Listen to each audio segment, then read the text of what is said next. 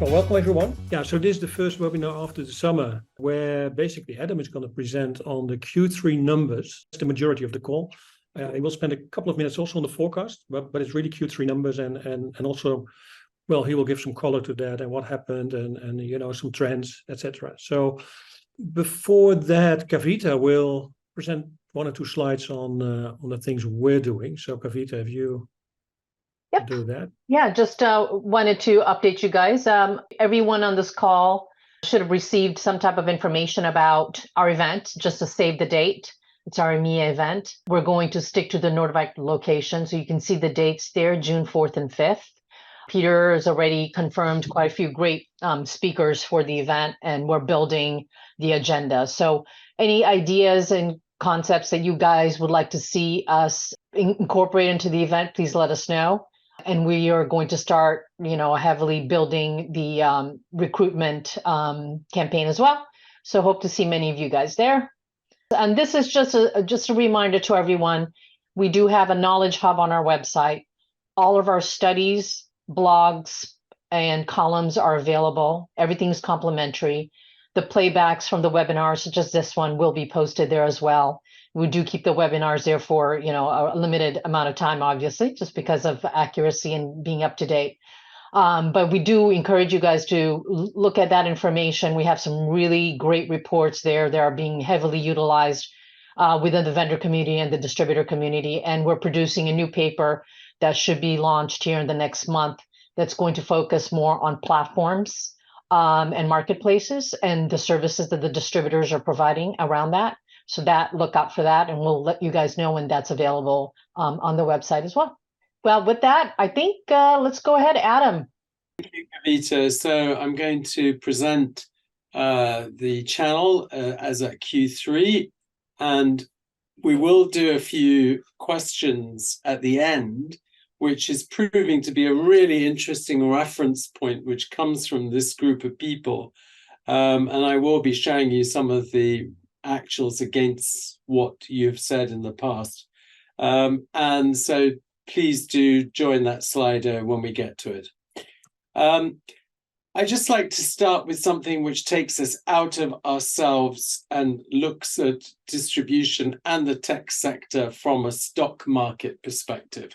So I've been doing this since COVID started, and we've been looking at what's going on in different parts of the tech sector using September 2019 values in the stock market as the reference.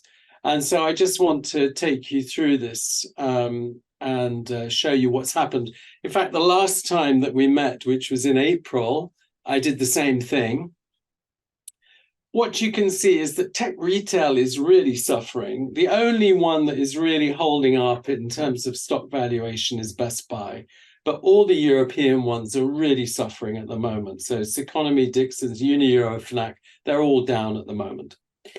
When you look at headsets and webcams, they were a huge star in the early part of the pandemic, and they've recovered a bit. And what you see generally is that I reckon April was pretty much the low point of the stock market, and that overall, certainly in the tech sector, there's been a recovery. If you look at the actual stock exchanges, you'll see that it's pretty flat compared to April. But it's certainly in the tech sector, there's been a recovery pretty much across all of the different sectors. So small recovery in value in headsets and webcams, a small recovery in infrastructure. Infrastructure, it's Nutanix and NetApp, which are the two real net gainers. Imaging is back up to where it was in June 2022. Personal systems has grown quite a bit and got back a bit of its mojo. And in personal systems, AMD is the star. It's now bigger in market cap than its main rival, and is 239% of what its value was in September 2019. So it's pretty impressive. And also Dell in September had a huge revaluation, which means that it's now up significantly against where it was back in April. And then you look at the GAFAM, which are such a huge part of the stock market. That's Google, Apple, Amazon, Microsoft, Facebook, and we include Samsung in here as well. And the big gainers there are Facebook, which has recovered a lot of its lost value. Facebook, since beginning of 2022, lost a lot of value, but has now recovered quite significantly. And Google has gained a lot. Having said that, the star is still Apple, which is 250%, so 2.5 times this value it was back in September 2019. And when you look at distribution, it's still, out of all of the sectors, using the basket which we've been tracking since the beginning of this exercise, it is still the best performing set of stocks. And the actual values include some increases, some decreases. So it's a bit of a up and down, that one there. The biggest one, which is TD SYNNEX, has actually grown back in value since the last time that we measured it back in April. There have been 1 or 2 others that have grown and 1 or 2 that have gone down. And overall, you can see that, as I say, the stock exchanges are pretty flat. So tech sector is still doing a lot to drive growth in the stock market. There we are. Let's have a look and see some of the characteristics of the channel today before we go into the numbers. So I call this a year of surprise and uncertainty. I think that a few other people on this call will probably join me in that. Even when I look at the April presentation, it was a lot more optimistic, and it was the beginning of the downturn. March and April was the beginning of the downturn, but it was a lot more optimistic than we are now. Certainly the year is turning out to be overall a year of decline for distribution. I will show you the numbers when we get on a little bit further on. But I don't think that, I mean, we came into the year saying we were very concerned about the impact of the economy and the uncertainty on the business market. That was certainly what we flagged up as being our big concern. And that is really what has happened. So much project slowdown and lack of investment because of uncertainty, and particularly in Germany and the UK, which have really dragged down the whole of the sector. So backlog is down, inventory is normalized. I was listening to a distributor speaking, saying that yes, inventory is normalized, but there's still a bit of aged stock out there. So I think that this quarter is going to be a quarter, hopefully, of cleansing that out from the system. But definitely, when we look at the inventory numbers, much more healthy than they were at the beginning of the year, when we were looking at very, very high stock, particularly in monitors and PCs. So both value and volume have slowed down. The slowdown in PCs was surprising. We really didn't think it would be as poor as it has been. And the value as well has come down, and that's both in software and also in hardware as well. We've seen slowdown. One of the constant trends has been a decline in units, but a new trend emerged in Q2, which has continued in Q3, and that is that prices have started to decrease. So we've seen our ASPs go down. They were at -1% for a basket of key hardware categories. Were down at -1% in Q2, and the key hardware categories, the same ones, were down -5% in Q2. So Q3, sorry. So that is a phenomenon which we think is partly due to lowering demand. The economy remains uncertain. There are a few green shoots that we're beginning to see come through. We're beginning to see things like interest rates stabilize. For the first time in a long time, the UK did not put the interest rates up at the last time when they could have done. And inflation is gradually coming down. A bit disappointing today that the UK inflation didn't come down. AI is a game changer, in so many different ways. So let's just name a couple of them. First of all, people are investing huge sums in AI. This is a good thing, and it's also a bit of a mixed blessing for the channel, because it means that some investments are being held back. Second thing is the new data centers that are being opened up for AI are of a huge scale. And for that, there's great opportunity for the channel. I've just seen one that Green Mountain is opening up in Norway, 250 megawatts. When I first came across this measure, I used to work in the electricity industry, and we're used to measuring power stations in megawatts and gigawatts, but to hear data centers measured in megawatts, and this is just huge in terms of the scale of what is being invested in there. And the last area where it's a game changer is in what is going to come through the software into our PCs. And we've just been through our forecasting session, and it's evident that some of the things which you're going to be able to do with your PC when it has the AI capability added into it by players such as Microsoft could well be a game changer and a reason for people to upgrade and to buy the latest software.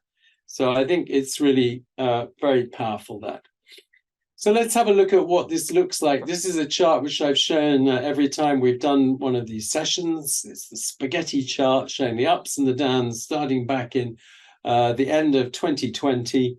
And what you can see on this chart is that in every way, the highs and the lows, the channel is performing under where it was a year ago. So this is, you can see this is a year ago, and you can see how much it's come down. So that's what we know, and we see it in the year-on-year numbers. So the actual versus forecast. I take the forecast which we did at the beginning of August for the Q3. And as some people will remind me, our forecast that we did in April was a lot more optimistic. We were forecasting 2% growth back in April, just to show how much things have changed. So when we do a forecast at the beginning of a quarter, we reckon that plus or minus 3%, given the uncertainties of what will actually be sold during that quarter, is a pretty good performance. So we're although we're not happy that it's gone down to minus 10%, we're still within 2.9% of what we forecast at the beginning of the quarter. But this is all down to, as you'll see in a minute, the decline both in volume and in value. And it didn't make much difference because the telecoms was declining at a similar rate to the rest of the market. When we looked at what Q2 growth would be back in the GTDC call back on the 27th of April, we were saying it would be 1 to 2%. That's what, so that was, we were well into the quarter at that stage.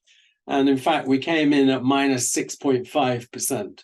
So that just gives you an idea about how quickly the business actually turned around. That's why I call it a surprising, uncertain year, because the people on this call know the business. And I think that if back in April, anyone had felt that it was going to be such a big decline, there would have been more people. There was no one in the minus 5%. And there was 10% outliers, I would call them, who were in the negative minus 3 to minus 5%. If you look at Q3, what you see is that it was, overall, it was a tough year because last year was 9.9% growth. So this is 8.2 minus 9.3 and minus 12.6. You can see a decline going on there. We always knew that September was going to be a huge challenge because it was such a big month in 2022. And this is the 8th consecutive month of negative performance. And what you can see here is that it's this drop in value, which is so significant and which we did not forecast for Q3. So we were forecasting something a lot more positive. We were forecasting 0.8%. We knew it was slowing down and we took that into account, but not to the degree which it actually did. And we were very close indeed on the volume forecast. When you look at the channel when you look at it by channel, you see that it's not been a good quarter for small and medium-sized resellers, nor for corporate resellers. So the business channels have really suffered this quarter, and that's very much related to the value business. There was a very slight gain in retail. These, by the way, if any of you have seen any figures I showed last week, these include an update of the quarter just to reflect one or two very small changes, which is why retail is now in positive territory. This is the slide which shows what's actually happened in terms of ASPs and volumes. So there are very few categories where the units have gone up. You can see that solid state drives have gone up, graphic cards and RAM memory have gone up in terms of units, but there's been a big decline. You can see minus 15% in notebooks, for example. So that's the minus 10% overall in units. And this is where we get the minus 5% in ASPs, with some really big drops in some areas there, and which have brought the prices down. And you can see that minus 6% in notebooks was deeper than we thought. We were thinking it might be -1, -2, but the -6 is quite a bit deeper in terms of the average drop of the notebooks. And then that's the overall revenues on these categories, -14%. And what you can see here is that this is the showing where we came from in terms of units and ASPs and revenues. And it's incredible when you look back to it and you realize that ASPs were growing at 15% in Q2 and Q3 2022, using the same basket of hardware categories. And now that's gone down to -5%. On the positive side, you can see that the units are beginning to go up, or no, the decline is less, let's put it that way, -10%. And when you look at the key variances between what we forecast and what's actually come through, you can see that the big ones are the value categories. We had a disappointing in infrastructure, service and storage was way down. Networking, switches were still very positive, but wireless networking was down year on year against very, very tough comparatives. And this is going to be a story that's going to go through right until the beginning of next year with these tough comparatives for some of those value categories, remembering that this time a year ago, we were going through a huge surge down to the backlog, which had been released and had been built up during the COVID crisis. And the software and services, if you break that down, then you see that, in fact, what really brings the software and services down is a huge decline in services, -14%, whereas software at 4%. Again, not forgetting software has had huge growth in the prior year. So that +4% is not a bad performance, but it's just demonstrating that this whole area is definitely slowing down. And you see that not just when you hear about distribution numbers, you hear about that when you hear other total market numbers, that there has been a slowdown in terms of cloud purchase, for example. In terms of the territories, there's no bright light in any of the territories. You can see that all of them are negative. There is one country that is hidden in the rest of Europe, which is Slovakia, which is actually net positive this quarter. All the other countries are negative. And you can see that Germany came out quite a bit worse than our forecast. UK, we were onto it. We knew it was going to be a bad quarter. Italy was very disappointing. We really kept our hopes up for Italy because of the investment coming through in next-gen EU and education. The education has come through, but the next-gen funds seem to have got stuck in some type of bureaucratic place in Italy and are not coming through. So we do nevertheless think that Italy will bounce back, and we think that it will be better going forward. France has been doing pretty well. We got spot on there, the forecast. Spain was very disappointing. I think we underestimated the year-on-year in Spain, but also there has been a lot of uncertainty without government in Spain. Poland is beginning to lift and is performing extremely well at the moment. Nordics was disappointing, their result. When we look at it from a vendor perspective, I'm comparing here Q3 22 year-on-year to Q3 23 year-on-year. The reason for doing that is because it's so important to understand that a -17 for Apple is against a +21% last year. So that's the reason for putting the prior year growth up there. But you can see that it's continued weakness in Q3 for the volume vendors, one or two exceptions in those printer vendors, for example. And we also see many value vendors going negative, again, against those tough comparatives. 45% growth in Cisco last year, 22% in HPE, going to -6 and -13. That's why it's just so important to have those comparatives there. There are some, like VMware, that are seeing year-on-year growth in both years, Microsoft as well. But you can see that how many, previously when we've been showing the value vendors, they've pretty much all been in positive territory. When you look at the outlook for 2023, we're looking, and this is before taking into account any change in Q4, when we're about to publish a new Q4. So we're looking at -4% for the year, -3.9% for the year. So, after all these years of growth, this is a correction, and some of that is correction because we know that so much of the volume purchases that were done during the COVID period was kind of buying into the future. And we haven't seen that refresh cycle begin to happen yet. But I reckon that we're going to be closer to -5, something like that, -4 to -5 for the full year, once we put in the forecast, once we get to the actuals for the year. So -4, -5. At the beginning of the year, when we asked you back in January, the majority saw 3 to 5%. We at the time put in a 2% forecast for the year. We were considered to be a bit bearish. I think that we were no way near enough bearish.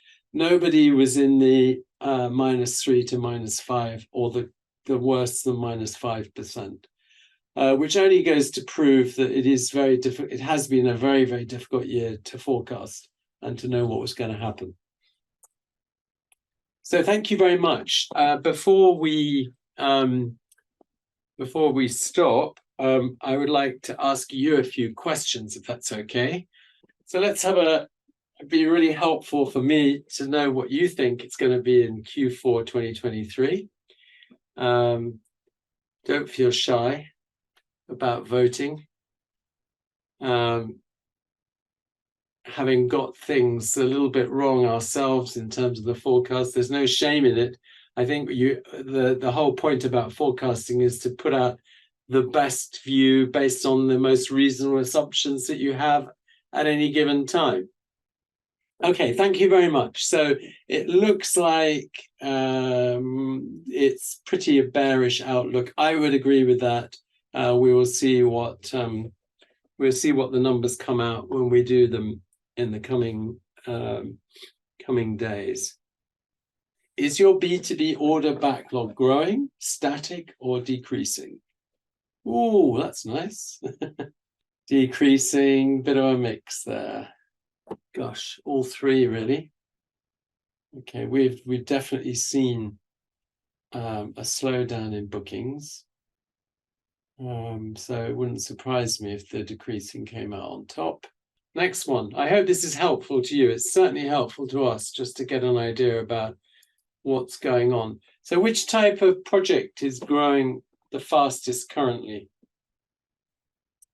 We've got cybersecurity, on-prem consumption models, public consumption models, on-prem infrastructure, edge, hybrid workspaces, AI and ESG. So we've got AI and ESG there.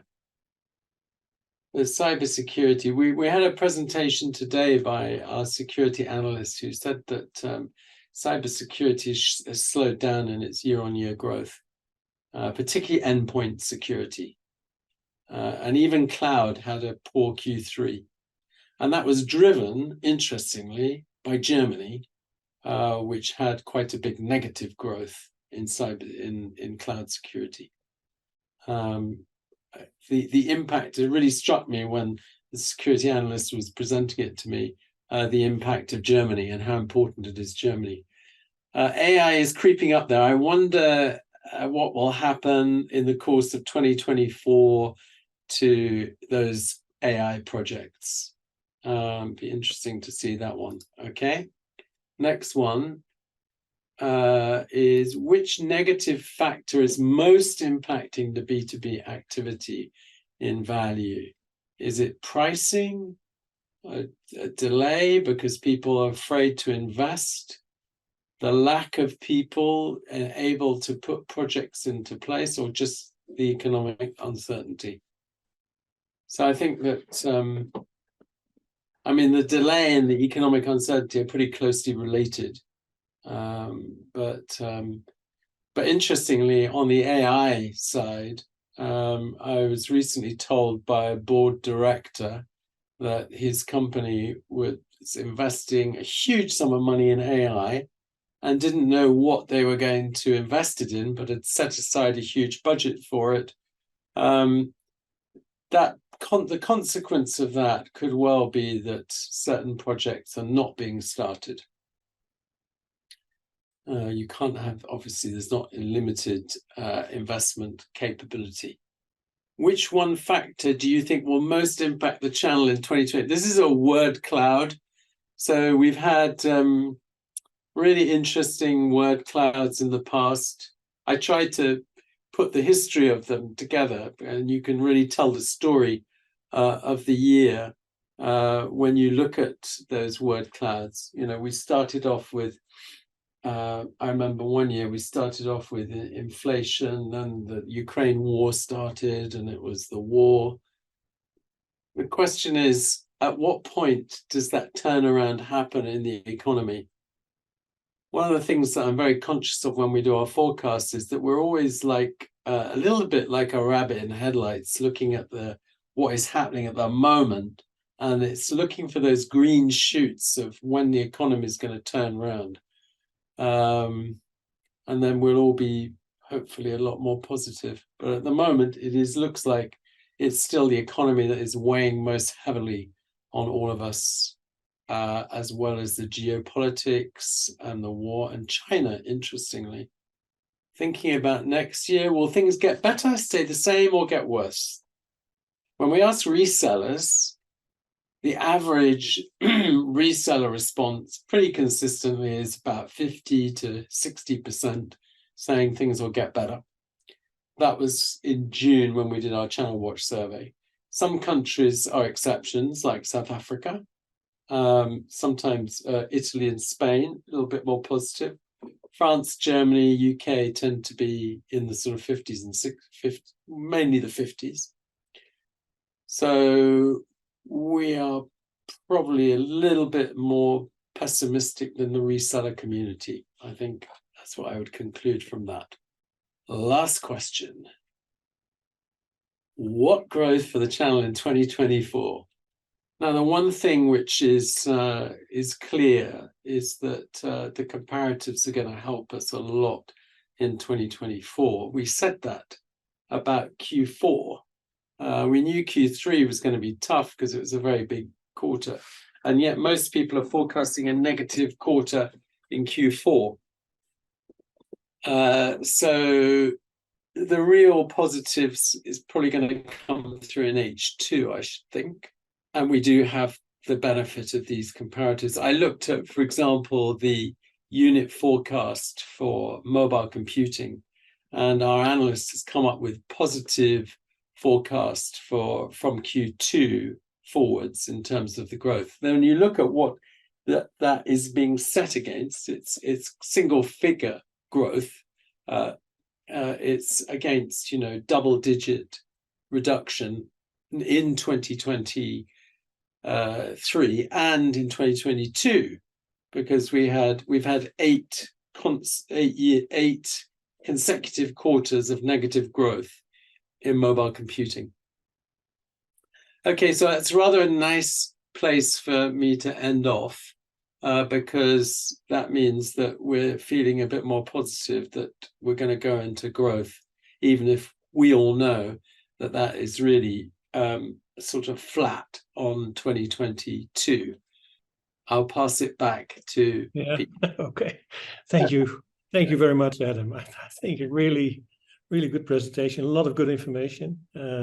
Unfortunately, not on a quarter which was very good, but yeah, this quarter is a little better. It's and yeah, as you ended, it looks like next year. At least we're all optimistic about next year. So that's yeah, I think good. I think so. I think that the comparatives really do help when we're looking at next year. And so yeah, exactly. Yeah, because they compare to a very bad year before. So whatever forecast, this is my sentiment, okay? Whatever forecast we put in at Context will be attempting to get a sort of middle road between optimism and pessimism. But going into it, I think that there's more likely to be upside than downside. That's my view. I came into 2023 thinking there was more likelihood to be downside than upside.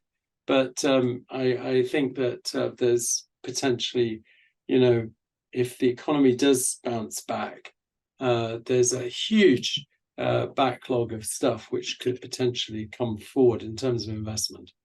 Adam, when do you have the forecast for Q4 ready? Because I think that should be the time for our next call. I think it's 3 or 4 weeks or so from now. No, we're doing it next week. Already. What we've done this time for the first time is that we've actually forecast 5 quarters, so that we're going to actually have a view of 2024. We got feedback saying in July we were asked if we could give a 2024 viewpoint, and we said we couldn't. But then we decided, this makes sense for us to give a 2024 viewpoint, so we're going to do that. Well, you and I will touch base on a date, but probably in a few weeks we'll be back again with another call, and then we'll hear about the forecast. So, well, once again, thank you all for joining. Adam, you thank you very much for a really good presentation again, and talk to you all soon.